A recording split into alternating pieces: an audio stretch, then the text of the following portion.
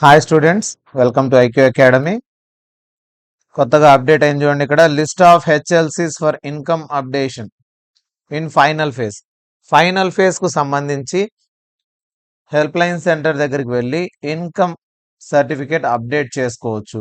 So ఇంతకుముందు ఎవరైతే income certificate update చేయలేదో, లేదు అనుకుంటున్నారో, ఇంతకుముందు సబ్మిట్ చేయలేదో, అప్పటికి రాలేదనుకున్న వాళ్ళు ఇప్పుడు హెల్ప్ లైన్ సెంటర్లకు వెళ్ళి అప్డేట్ చేసుకోవచ్చు. మీకు కూడా రీఇంబర్స్మెంట్ వస్తుంది. సో ఇక్కడ చూడండి, దీనిపైన క్లిక్ చేయండి. చాలామంది లాస్ట్ వీక్లో అప్లై చేశాము, చాలామందికి రాలేదు ఇన్కము, ఈ వీక్లో వచ్చింది అని చెప్తున్నారు. రీసెంట్గా 1 or 2 days బ్యాక్ వచ్చి ఉంటుంది. వాళ్ళకి ఇక్కడ ఆప్షన్ ఇవ్వడం జరిగింది. మళ్ళీ హెల్ప్ లైన్ సెంటర్కి వెళ్ళి మీరు డైరెక్ట్గా ఇన్కమ్ను అప్డేట్ చేయొచ్చు. సో దీనిపైన క్లిక్ చేసిన వెంటనే మనకు ఒక వర్డ్ డాక్యుమెంట్ ఓపెన్ అవుతుంది. List of help line centres for income certificate updation on 25th and 26th. ఈ 2 daysలో మనం ఇన్కమ్ సర్టిఫికేట్ అప్డేట్ చేసుకోవచ్చు, 25th and 26th. సో ఎక్కడెక్కడ అప్డేట్ చేసుకోవచ్చు అనేది ఇక్కడ ఇచ్చాడు చూడండి. సో ఈరోజు రేపు ఈ 2 days టైం ఉంది. గవర్నమెంట్ పాలిటెక్నిక్ మాసప్ ట్యాంక్ హైదరాబాద్ ఇచ్చాడు ఒక సెంటర్. టోటల్గా మొత్తం 7 సెంటర్స్ ఇచ్చాడు.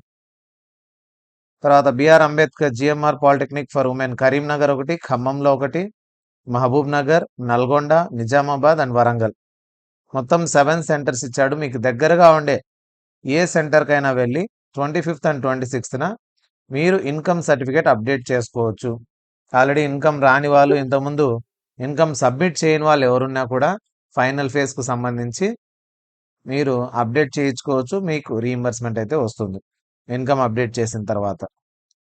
సో ఇక్కడ క్లియర్గా ఇచ్చాడు.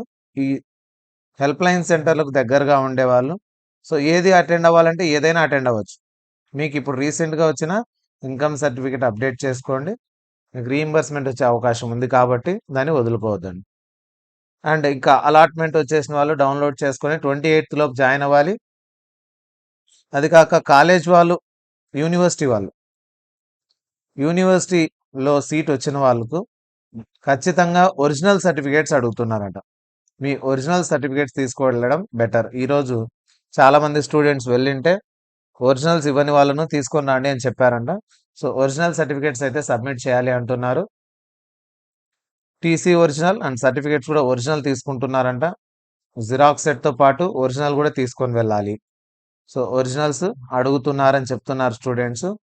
లాంగ్ డిస్టెన్స్ నుంచి ట్రావెల్ చేసే వాళ్ళు ఉంటారు. మళ్ళీ ఒరిజినల్స్ లేకుండా పోతే వెనక్కి వెళ్ళి తెచ్చుకోవాలంటే చాలా ప్రాబ్లం అవుతుంది. కాబట్టి carry original certificates also with you.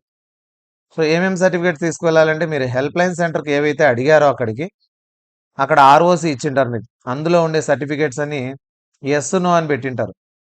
దాంతోపాటు అక్కడ మెన్షన్ చేసిన అన్ని సర్టిఫికేట్స్, మీ ఆర్ఓసిలో ఏమైతే మెన్షన్ చేశారో అన్ని సర్టిఫికేట్స్ మీరు తీసుకువెళ్లాల్సి ఉంటుంది. మీ కాలేజ్లో సబ్మిట్ చేయాలి ఖచ్చితంగా. లేదంటే మీరు 28th లోపు మీ కాలేజ్కి వెళ్ళి రిపోర్ట్ చేయకపోతే ఖచ్చితంగా సీట్ అనేది క్యాన్సిల్ అయిపోయి స్పాట్ అడ్మిషన్స్కు వెళ్తుంది. సో స్పాట్ అడ్మిషన్స్కు వెళ్తుంది కాబట్టి మీ సీట్ను క్యాన్సిల్ చేసుకోవద్దండి. పొరపాట్లు కూడా మీ సీట్ పోకుండా చూసుకోండి. మంచి కాలేజ్ వచ్చిన వాళ్ళైతే జాగ్రత్తగా ఉండండి. ఒకవేళ కాలేజ్ పోయిందంటే మళ్ళీ వచ్చే అవకాశం ఉండదు. కాబట్టి తర్వాత ఫేజ్లో స్పాట్ అడ్మిషన్స్లో మీకు రీఇంబర్స్మెంట్ కూడా రాదు.